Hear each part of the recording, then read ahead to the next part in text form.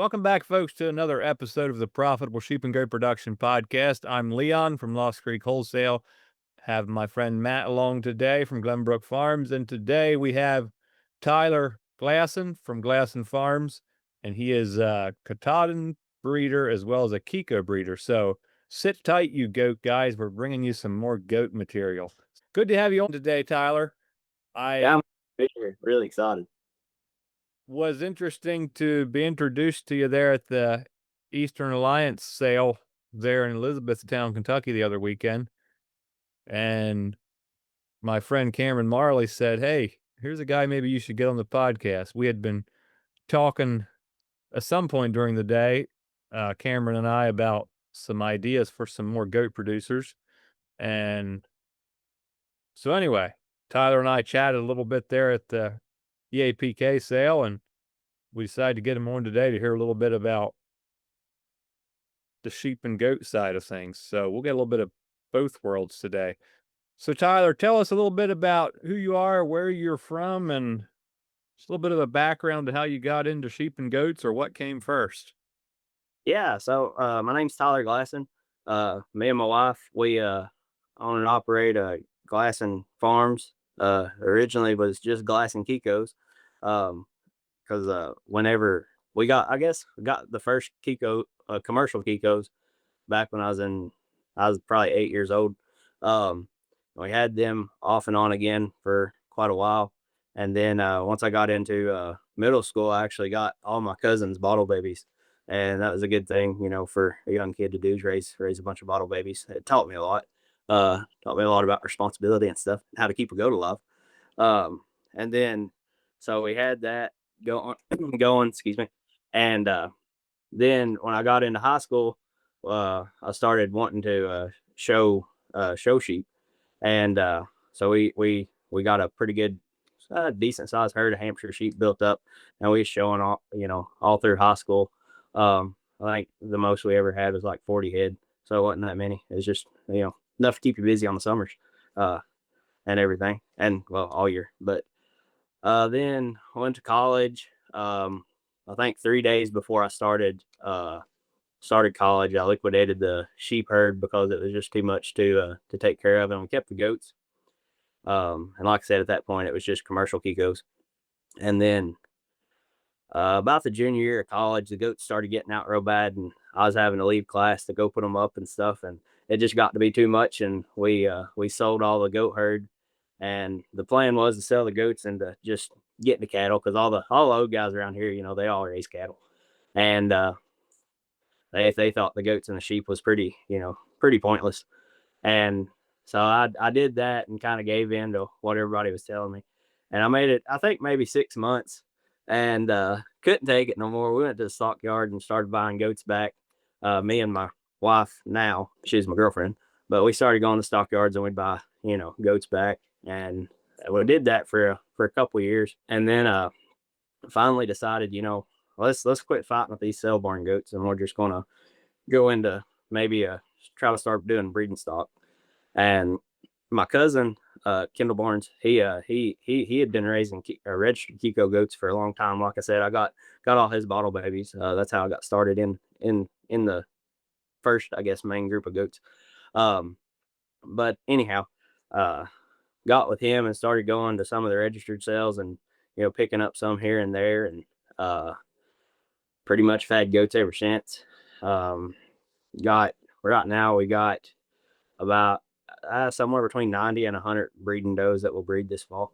Um, and then to backtrack, got ahead of myself a little bit. We bought this farm back in 2017. And like I said, we run goats on it, and started noticing that the goats would be ready to rotate through the pastures. Um, they'll kind of tell you when they're ready. Mainly they start getting out, but they they'd start, kind of letting me know that it's ready to rotate, and I'd go walk the pastures, and there'd be all this grass still. You'd have grass up to your knee. And I said, golly, we're wasting a bunch. So we tried cows on this farm, and quickly realized we did that for about a year, and quickly realized that our farm is too rough and too wet to really support cows. They just tore up more than they's worth. So I moved the cows off, and said, my wife had kind of mentioned there probably a year or so before. We were to get some sheep, and I said, "No, I ain't gonna get no more sheep. I've done that. Been there, done that. Don't want to do it again." And you know, she she uh she's smarter than I am, of course. And so one day I just had to. I was looking, and I was like, "I think we need to get some sheep." And I come up. I was all excited. Come up to the house, and I told her, and she says she quickly reminded me that she had brought that up and had that great idea about a year before, and I just didn't listen, and I had to wait till it was my idea, I guess. Uh, but anyway, You're a little slow sometimes. yeah, yeah, real slow on the uptake. Yeah, but anyhow, so that was probably maybe 5 or 6 years ago. We started buying some ewes in, and we surfed the Craigslist and the marketplace and everything. And when we started buying sheep, I did just have one pretty good idea. I said I spent all my summers in high school shearing sheep. I said I ain't gonna do that again. So we started buying hair sheep and really liked them. They do really well. For us, we dabbled in a couple different kinds. There at first we was just buying whatever. It was mainly Katahdins, but there was some Dorper blood in there, and not knocking on the Dorpers. It's just our management style didn't suit them really well. Um, I ain't got nothing against them. They just didn't work for me. And so we went with pretty much we decided we was going to go pretty much with just commercial Katahdins. And then we always put a registered ram over them, registered Katahdin ram over them, and that seemed to work out really well. And then with the goat herd, we've just been registered for Lord years now. Um, and that's pretty much the background of the farm that you're of Glasson Farms right now. Where are you guys located at? Yeah, yeah, we're located in Urban, Kentucky. If anybody knows where Lexington, Kentucky is, which is the horse capital of the world, we're about an hour southeast of that. Uh, we don't have very much flat land; it's all rough, bunch of cliffs, a lot of hills. Hey, that's good. That's good terrain for sheep and goats. Yeah, yeah, it really is, and that's the thing. Like I said before, a lot of the guys around here, they run a bunch of cows, and they can only run. The the the the idea is you can run one cow per acre. And maybe on flat country you probably can, but over where we're at, I'd wager to say that it's probably more like 2 acres or 3 acres per cow. Um, but you can fit a whole lot of sheep and goats on that country. You can even fit them on the sides of the cliffs, huh? Yeah, yeah, yeah. We don't discriminate on the ground. We'll fence the cliffs in too. Yeah. Interesting. Hmm. Is that a lot of wooded ground too then, or? Yeah, yeah, yeah. There's a whole lot of wooded ground. I'd say our farm's pretty. Yeah, we're pretty fortunate on our farm. I'd say it's probably 65 or 70% graze to me grazable. With the sheep and the goats, none of it's hardly tillable, but it's grazable. And then you got probably 20 or so percent, 30% that's wooded. But that comes with underbrush too, so we just graze it as well. Sure, sure. So you're running your sheep and goats all together? Oh no, no sir, no sir. We run two separate herds. We got the big doe herd, and they're run separate of the sheep. We got the big ewe flock, and I say big, it's not that big, but so what we do is we'll start rotations, and we'll rotate the goats through first, and then we'll usually rotate the sheep directly behind. Um, Whether that's good or bad, I don't know, but it's worked really well for us. Uh, and like I said, that just played off the thought that the goats was ready to rotate, and there was all this grass left behind. So we kind of figure if we jump in there directly behind the sheep with the sheep, they'll eat the grass and hopefully not pick up near as many parasites as if you waited a week or two. Um, and in the spring, we're rotating like every 2 to 3 days, just to try to keep ahead of the flush. And then once we don't keep ahead of the flush or it outgrows us or what have you, we usually slow down. And this year we got kind of lucky. We picked up another farm to lease, and it's been barren well, not barren. It hasn't had any livestock on it for 10 years or so. So we just fenced off a big section of it to put into rotation. But right now we're kind of set stocking it because it's grew up so bad. I mean, you can't hardly walk through it. yeah, well, I can't walk through it, and but the goats can. So where you're set stalking the goats on that to kind of push back some of the brush and maybe trample some down to try to be able to run, be able to string poly wire up through it maybe next year or the year after, to maybe effectively rotate through it without, so much headache. Yeah. What's your predominant when you say brush, what's your predominant species that you're seeing? So on the brush, it's usually anywhere from just blackberry briars, a lot of blackberry briars, um, honey locust, multiflora rose, uh, what we call mare's tail. I don't know if that's I don't really know what it is, but what the common name for it around here is mare's tail. Um, and just stuff like that. A whole lot of briars, wizard briar, about any briar you could think of, wizard briar, blackberry briar, you know, everything over here's got thorns on it and it all wants to grab a hold of you. Have you taken before pictures of that? That'd be cool to take a before and after pictures because they'll at least open it up a bit where it's easier to get in there and clear some brush out. Yeah, so I have taken a couple before and after pictures, but unfortunately I just started this year, so I've got like one before and one after, and then I've got a few more befores, and I haven't been able to do the afters yet. Yep. Yeah, that's always fun to go back and look at before and after pictures. Yeah. Yeah. So what are you using for your perimeter fences on that new piece you got? So on everything, the home farm and then both the lease farms, well, I better not say that. I'll be lying. Uh, at the home farm and then the farm that we just picked up for lease, it's all fenced with a 4 strand, 14 gauge, just electric fence wire. Okay. High tensile wire or not necessarily? No, not high tensile, just the 14 gauge that you can just go by in the half mile rolls that I can carry behind, that I can carry. Yeah. Uh, Yeah. and then so we fence with that, and then the other lease farm, my buddy actually, he had bought it, and all this connects. It's all contiguous. My farm and then both lease farms all connect, which is pretty nice. But Right. we're really we're really fortunate and lucky for that. But yeah, my buddy owns the farm in behind me, and he actually run goats for several years. But he put up really good fence. Like he put up 6 strand high tensile. He did it right. And so now that he's got out of goats, I kind of get to reap the benefits of his hard work and dedication to his fence. Yeah. Well, There you go. I just think I'd like to point out that you call a really good goat fence a 6 strand high tensile fence because there's some people that think, boy, if you don't have a brick wall, you're not keeping goats in.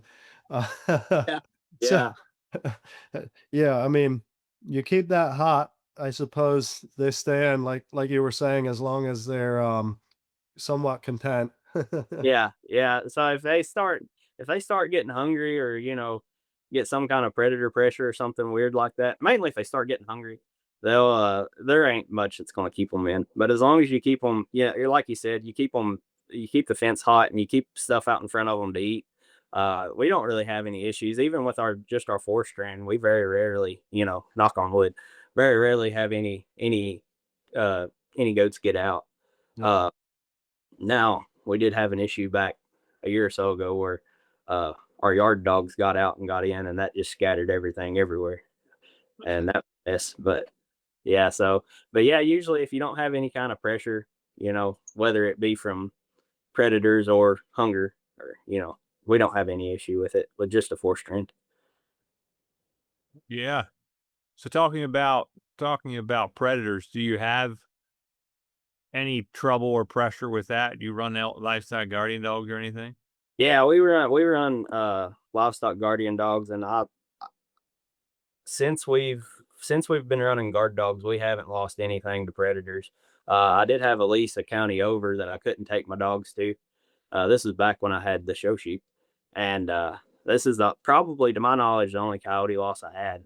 I wasn't allowed to take my. They had yard dogs and stuff, and I wasn't allowed to take my dogs over there, so I bought a donkey, and I took 2 sheep and the donkey over there, and everything was good for about 5 days. And on that sixth day, I went over there and I had 1 sheep and the donkey. Oh So I boy. said, oh, I ain't doing this no more. And that's kind of when I decided I wasn't gonna. If I was gonna keep doing small ruminants, I was gonna have dogs with them. pretty much from then on out, and it's worked out really well. We keep four dogs with the big doe herd, and then right now we just have one dog with the U flock, which, like I said, it's a little bit the U flock's a little bit smaller. We're only running 50 or 60 head of ewes right now. Looking at expanding that pretty good, hopefully in the next year. Um, but yeah, we run full with the doe herd because, like I said, they're running on a little bit rougher country, a little bit further away from the house at the moment, and with a whole lot more coyote pressure than the U flock sees, because we're, even though we got the one dog with him, he's pretty young, but he's doing a wonderful job. But we're still keeping them kind of closer to people, Sure. closer to houses. What breed are you running for your livestock guardian dogs? So with the sheep, we've got a Central Asian Shepherd, and with the sheep flock, and then the ones that's with the doe herd they're kind of a mix between all four of them are bred pretty much the same. They're mainly Anatolian, with a little bit of maybe some Pyrenees and some Marima in there. Uh, yeah, but they're just a good crossbred dog. I got a Yep. buddy in Arkansas, and that's where all my goat dogs come from. He raises some really good cross. I mean, they're all LGD bred dogs. I mean, it's not like there's any collie or anything in them. They're all guardian dog breeds, but he crosses them up, and he's got a really good, really a pretty good program down there going on with his guard dogs, and that's where we source all of ours from at the moment. So the Central Asian Shepherd, that's not as common of a. I mean, that's a livestock guardian dog breed, but how did you come across them, or what's your thoughts on them? So I always wanted one just because they look cool, right? And Do you have their ears done? yeah, yeah. So the guy got them off of is Aaron Schaefer up in Ohio, and he had a female, and I as soon as I found out he told me he got one, I said, man, if you ever get a male, I want a pup out of that. And he finally got a male dog, and bred them. And he calls me up and he says, hey, I think I'm gonna have pups. You still want one? I said, Lord, yeah. I said, put me on the list. So I got pick of the litter, out of that litter, and brought him home. And yeah, he had his ears cropped and his tail docked. So he's a pretty cool looking little outfit. I think he was born. We picked him up in December this past December. So he isn't a year old yet, and he's massive. Gotcha. But Yeah, he's doing a really good job as far as staying with the sheep and doing his guard duties. He's doing well. He's doing well. I have no complaints with the breed right now. good, good. So I would think I'd like to hear a little bit about what a calendar year looks like when you kid, when you lamb, how that looks, and then maybe we could look a little bit at some of your selection protocol, maybe a little bit about where you market Yeah, yeah, your lambs and kids. yeah, yeah. So well, on the goats, we usually breed in. Excuse me. I guess we'll start with breeding. Yep, that's We when it starts. Yeah, yeah. So I we'll turn bucks out usually around August 1st, and that'll give us usually kids around the first of the year, January 1. Maybe the last week of December or something, just depending on how it plays out. So we'll be kidding out in January, which past couple years has been kind of rough because we've hit the code snap right on the nose. As soon as kidding date starts and everything starts hitting the ground, we've been right there in that real bad code snap that we get every year. Um, Move it back 2 weeks and you'll find you're still in it. yeah, no, that's what we're trying this year. We actually turned the bucks in a couple weeks to go, and yeah, we'll probably still hit it. So, but yeah, typically breed in August, we'll kid in January, into February, and then we'll wean the buck kids at 90 days. And then usually by then we're looking at turning does out so we can just throw the buck kids in the barn and try to feed them out and put a little bit of bloom on them, condition on them for the market. And we'll typically market them around the middle of May.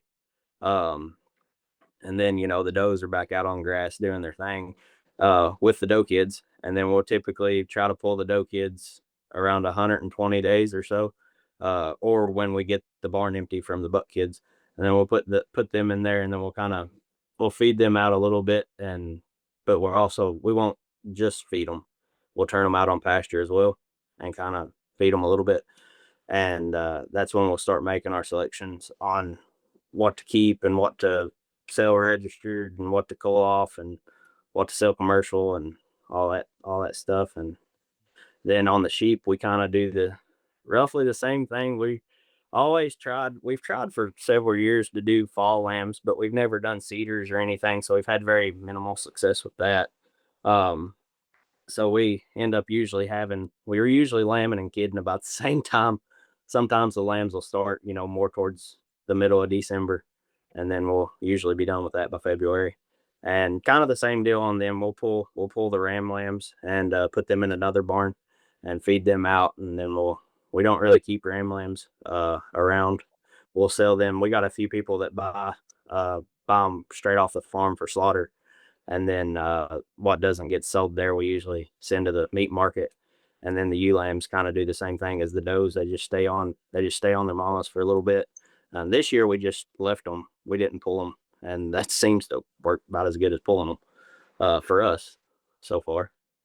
And then as far as marketing goes, we on good years we really like to go to brewers, livestock. I think it's just Brewers Livestock. It's in southern Indiana. It's only about 2.5, 3 hours away from here. Um, they've got it's a slaughter facility. They're halal certified. I think it's been mentioned a few times on here. But we really like going there. Sometimes we don't get to, and we'll just market them at the local sale barns, either at Richmond or Paris. Um, but we like Brewers because you don't have to pay the consignment fee or commission fee. Yeah. So this Brewers, it's basically a packing facility, Yes. and they take your lambs and your kids. Oh yeah. They do both. Gotcha. They do both. I can't remember how many they on average slaughter a day, but they do several a day. It seems like, and like I said, they're halal certified, so they're open to all the ethnic markets. People can go there and don't really have to worry about how it was slaughtered or processed or anything, because it was processed up to the halal standards. So Right. we get a little bit better price up there usually than the local barns. How does their system? Do you like determine the price ahead of time, or you show up there with your lambs and they'll tell you what they'll pay for them? How do they work that? So you pull up there and you back in and you unload everything. Lambs, goats. If you got them separated in the trailer, they kind of like that a little bit because they can go through and grade one group at a time. Um, but yeah, so they'll pull off, if you, like I said, if you got them busted up into groups, they'll pull them off one group at a time, and then they'll actually, what I like too about them is they have their graders there, and their graders actually put their hands on everything that comes off of the trailer individually, and it'll grade. They have a little bit different grading system, so it's not like a 1, 2, 3. It's like you have subcategories of 1, 2, and 3. So you might have like a 2X or a 1X or a 1B or something like that, and they set their prices accordingly to those groups and subgroups. And then if you fall in one of those groups, that's what you get per pound. And they weigh them. Of course, they weigh them right there. And Mm. Yeah, I it's like that. yeah, I enjoy it quite well because, you know, not knocking on the local sale barns, but they run them in and they grade them, um, and a lot of that's just by sight and not by feel, like it maybe should be. But they got a lot of stuff to do that day, so I get it. Well, Yeah. we're just a couple miles from New Holland here, and they sell 2 to 3,000 head there every week, and that's how they don't. That's their grading. It's just what you see in the rank. Like they're not putting hands on it or anything. They're just if a group comes in, they'll sort maybe some of the nicer ones off, send them through, sort some of the worst ones off, or if there's different types, but they're not grading them at all. It's what you see and by the pound. So Yeah. a cool system. Yeah. This is always the running joke around here. If you took to the local sale barn, was if it didn't have a red head, it probably wasn't going to grade a 1. And even if it had a red head and it should have graded a 1, it probably was still going to grade a 1. Yeah. So Mm. I'm a pretty competitive person, and so that would really appeal to me well, I don't know if competitive is the right term. Like, if I knew that I was gonna be paid on carcass, Yeah. like, that would be like, man, I would work for that. Oh yeah, Like, to make my lambs great. Yeah. yeah, yeah. And like I said, sometimes I said that when we can, we take them up there. Sometimes it don't work out, and I'm a little embarrassed to take my stuff up there because I know it ain't gonna grade good. So I just take it to the local submarine. Hey, but there's nothing wrong with that. There's nothing Right. wrong with that, is there? Because so for years I worked with a local sale barn guy, and when I took lambs in, like, sometimes he would actually tell me, I would send him a message, hey, I got so and so many lambs, they're about such and such a weight. And sometimes he would say, bring them in, run them through the scales, I'll cut you a check. The next time he would say, bring them into, they'd have a sale every certain day of the week or whatever. He'd say, bring them in on sale night and I'll make sure, we'll take care of you. Yeah, So if I would take stuff in there, if it wasn't something that I wanted my name attached to, I would take it to the auction. I would never tell him that I had something there. But when I yeah, took something that I was what I called something good, I would say, "Hey, I got so and so many lambs," and then he would tell me, "Bring them in such and such a night."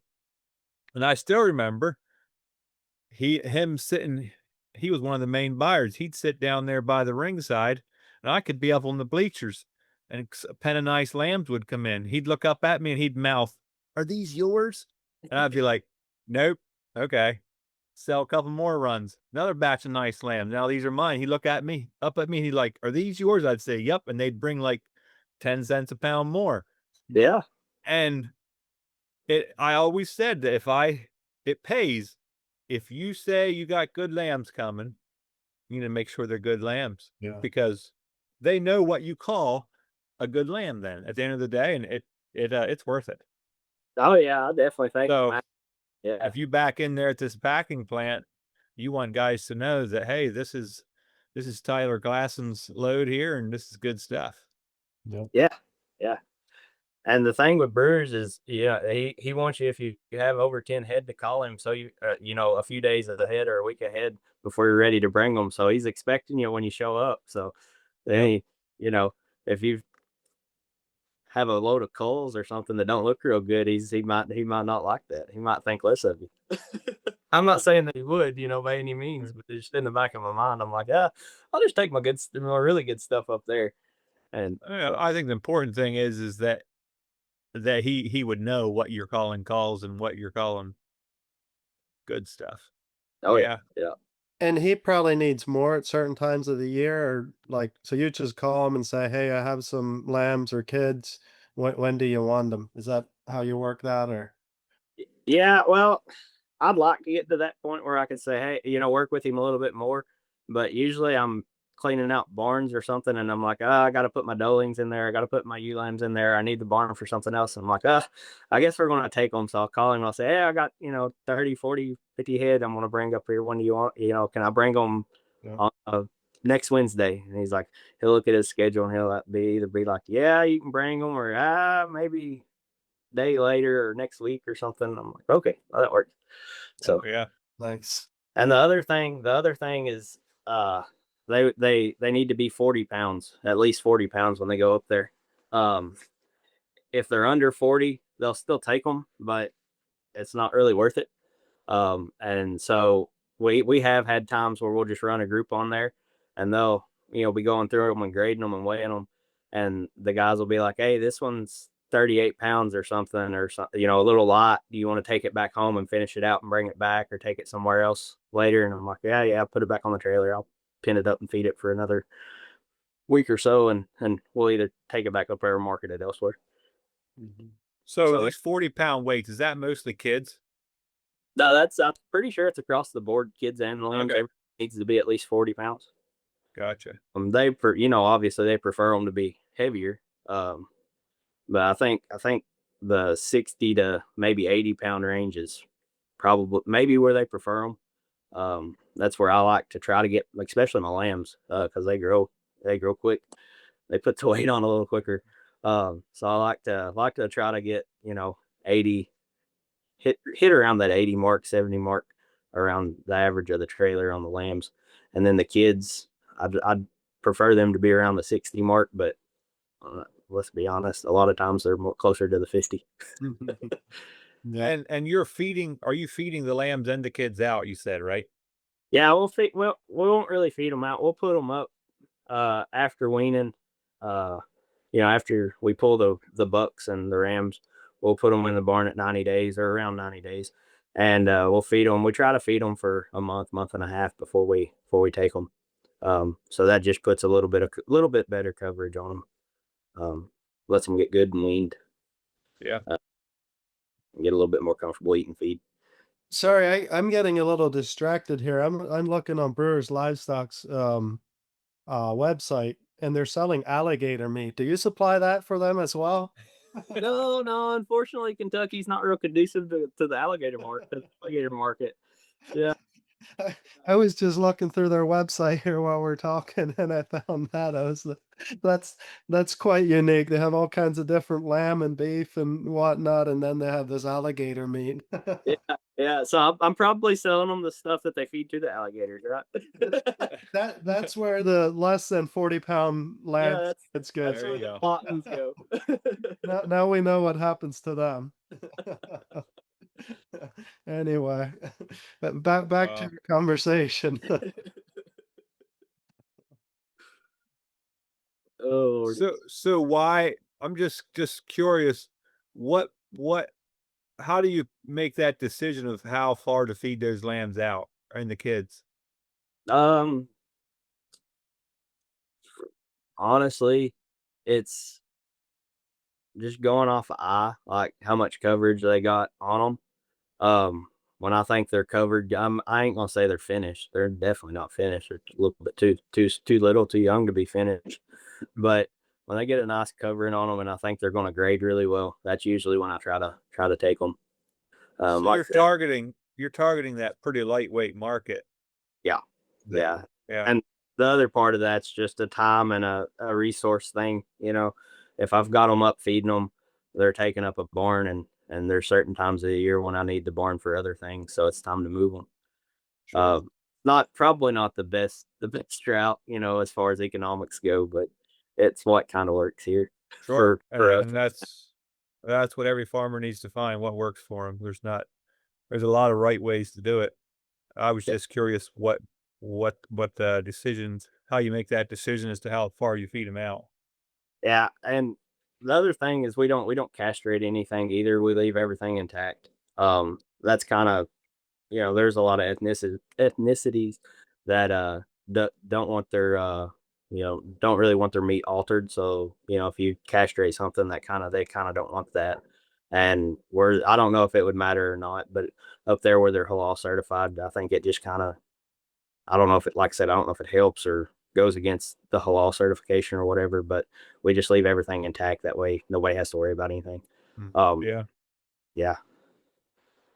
So and then also during that time, uh, when we got the bucks in the barn feeding them out, we're trying to figure out what we're going to send to buck test.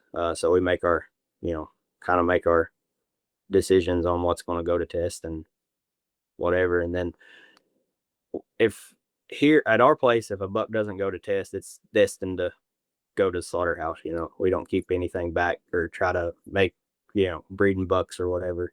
Uh, if we do have a breeding buck, it's usually because it went to buck test and has done decent, you know. So how do you make that decision of what goes to the buck test and what test are you putting them on? So what goes to the buck test, we usually pick them by, you typically pick your fastest gainers, you're not necessarily the biggest bucks out there, but the ones that are gaining better. The ones that you don't have any problems out of, that haven't had any limping problems from the time they was born to foot issues or whatever. And then we look at structure on how their pasterns are made and kind of like their top line and stuff. Make sure they're structurally correct, and then we start. The very last thing we look at is, what can be registered as a purebred or 100% New Zealand. Um, and then we'll pick out from there because it costs some money to send a buck test, and if you got one do good, you want to be able to sell it for a little bit of money, and it helps if it's got the paperwork attached to it. Nobody wants to pay very much money for a commercial buck. Yeah. Yeah. And so yeah, we just look at how they do, how they gain from birth to selection time, which is usually about a month before the test or so, and then just how they performed and structural issues, and if we got one that got a sore foot when it was 2 or 3 months old, we're probably not going to send him. So, and then we do West Virginia University buck test. We're doing Florida's buck test. Florida, I don't think it's Florida State, but anyway, buck test down in Gainesville, Florida, and then we're doing North Dakota State University, I think it is. They're having a feed test, and we took 3 out there. We took three to North Dakota, 2 to Florida, and 3 to West Virginia this year. So the Florida one and the Virginia one would there be parasite data on those bucks? Oh yeah. It's all pasture tests now. They do get a little bit of supplement at both of those tests daily, but it's mainly all pasture. And yeah, we get parasite data back from both of those. The North Dakota test is a little different, like I said, because it's a feedlot test. So they're mainly just measuring gain and REA and everything like that. They're not so much focused on the parasites because they're on a feed test. So technically, they shouldn't pick up very many parasites. Yeah. Well, I don't know. One of these days, I'm afraid I'm gonna break down and buy. I'd just like to get I don't know, about 3 does or something. Yeah. Well, Kikos. I don't know. I'm getting around talking to people, and my brother-in-law has a couple, and I just get a hankering to try a couple. yeah. I broke down one time about 10 years ago, and they lasted for about a half a year. Then I shipped them again. So Then you come to Vincent. yeah, then I come. Those were poor goats, though. Uh, Actually, there wasn't really anything wrong with the goats. I just decided, you know what? I really don't want to be managing 2 species, and it's not like I have a lot of brush like you do to manage. So that was that. yeah. It's different. I mean, we manage them pretty much the same, but like I said, we'll use the goats further out on some stuff that's a little bit more grown up, and they'll utilize it better than I think the sheep would. But yeah, it can be interesting running 2 different species. Yeah. Do you run into a lot of parasite issues with that program? We'll run into some on some of the goats, and then we usually just cull for that. Mm. This year I think it's the first year we haven't uh called any sheep for parasite issues. Usually in the years past, it hasn't been very many that we'd cull off. It'd just be 1 or 2, and we'd work through them. We work through everything once a year, goats and sheep, and we'll do FOMACHA checks and stuff and deworm as needed. And typically on the sheep, if they've needed dewormed, we just put them on the trailer and ship them. The goats, I hate to say it, we're a little bit more lenient on the goats. We'll deworm them once, and then usually if they can't do it off of that, uh, they cull themselves or we cull them. So Yeah. Yeah. Yeah. I 'cause mean, you got to start where you're at yeah, with the goats. So yeah, yeah. and I'll tell you that I ain't the brush that they're on right now. I'm like I said, I can barely walk through it, and if they get sick in there, they're just gonna have to figure it out or not. Yeah. So Option selection. Yep. It's all about building soil, right? that's right. That's right. Not technically a waste as long as you put it back in the soil. Yeah. What's your selection process, or what you look for when you're ready to select a buck or a ram? And when it comes to looking for a ram, how important is NSIP and EBVs to your selection, or is it important? Yeah, so we've been really interested in the NSIP program, especially for the past couple years. There's been some talk and some chatter and some interest in getting the Kikos in it. And actually, we had one producer that was working on getting his whole herd in the NSIP program, and I don't know. I haven't heard any updates on how far he's got. I hope he's still doing it. Um, but yeah, so we've really been looking at NSIP numbers, just trying to get our heads wrapped around them on the sheep side, um, and being able to know what the numbers mean. We've been kind of studying that for about a year, and yeah, we bought our first NSIP registered ram at the EAPK sale down Okay. there. Okay. So I'm pretty excited to get some lambs out of him, um, and see what they do and how they compare to years past. But yeah, I think moving forward, we're probably going to pay quite a bit of attention to the NSIP numbers. I'd like to put all of our goat and our sheep flock enroll them in NSIP. Um, and that's probably something we'll work towards here in the next few years. But we just haven't done it yet. But yeah, I can definitely see the benefit of it. As far as you know, parasite resistance and you know all the stuff like that, and that's kind of what we look for. Uh, that's the one that we, I guess, know the best on the sheep side. So that's the one we pay attention to, right? So we've been looking at that, and I'm like I said, I'm pretty excited to use this ram and see what we get out of him. Kind of give us a U base, um, and see how that works out. Yeah. Sure. You'll probably find, as you start using the program, you'll get a lot of good maternal and growth data out of it as well. Yeah, Um, so yeah, yeah, but it takes a while to kind of get in, and so you have one trait identified that you really want to focus on, which makes sense. So that's good. Yeah. yeah, yeah. I'm like I said, we've been on the commercial side. We've been kind of doing the focusing on the parasite resistance. Like I said, if something needed dewormed, we kicked it on the trailer and got rid of it. So now being able to have a, I guess, expectation at least on the ram side of what your lambs are going to do on it, Mm. I think that'll be really helpful, and we should be able to see some improvements because well, this year, depending on how the daughters look, I expect they'll look really good out of this ram. We'll keep probably the majority of them and put back in the U herd as a, or yeah, U flock as a, to kind of build our base. Yeah. Yeah. Cool. And Yeah, then, oh, go ahead. it's I was just gonna say, somebody asked me recently, like, how soon do I think you could see results after using a RAM with parasite-resistant data behind them? And I guess the way I explained it, one thing is the RAM if you don't have data behind your RAM, you don't know where you're at. Like, he might be parasite resistant, he might not.